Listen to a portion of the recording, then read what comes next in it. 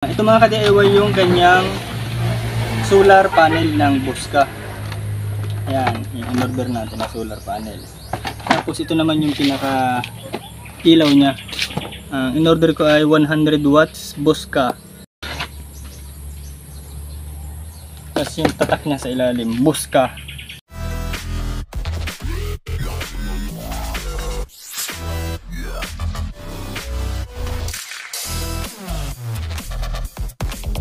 Mga ka-DIY, welcome back sa aking channel, Ariel Vlog or DIY.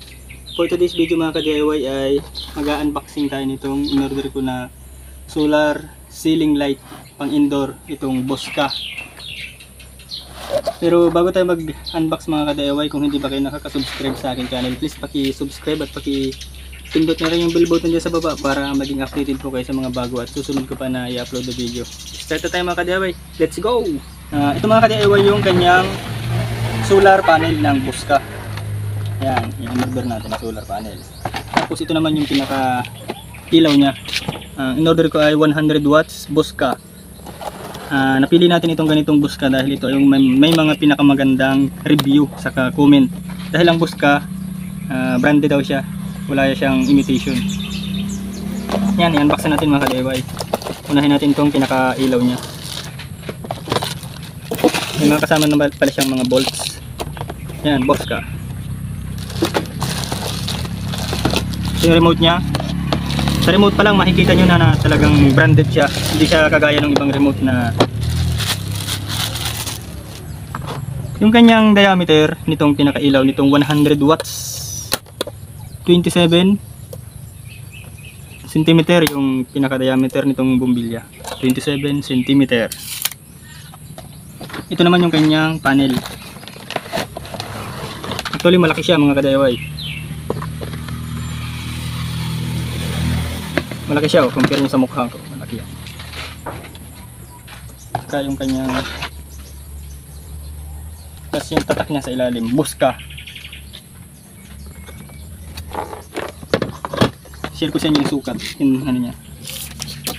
Yung lapad niya 29 cm yung pinakalapad niya. Yung haba niya 35 cm. Ganyan siya kalapad mga ka-DIY. Tapos kakabitan natin mga ka-DIY dun sa loob ng bahay para ma-share ko na sa inyo yung liwanag niya. Let's go!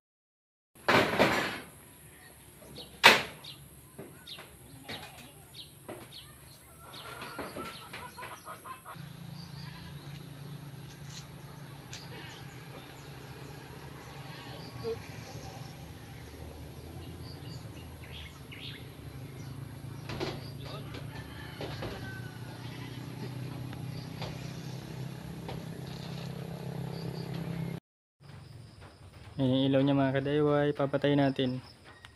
Yan, sobrang dilim. On. Sobrang liwanag niya. Off. On.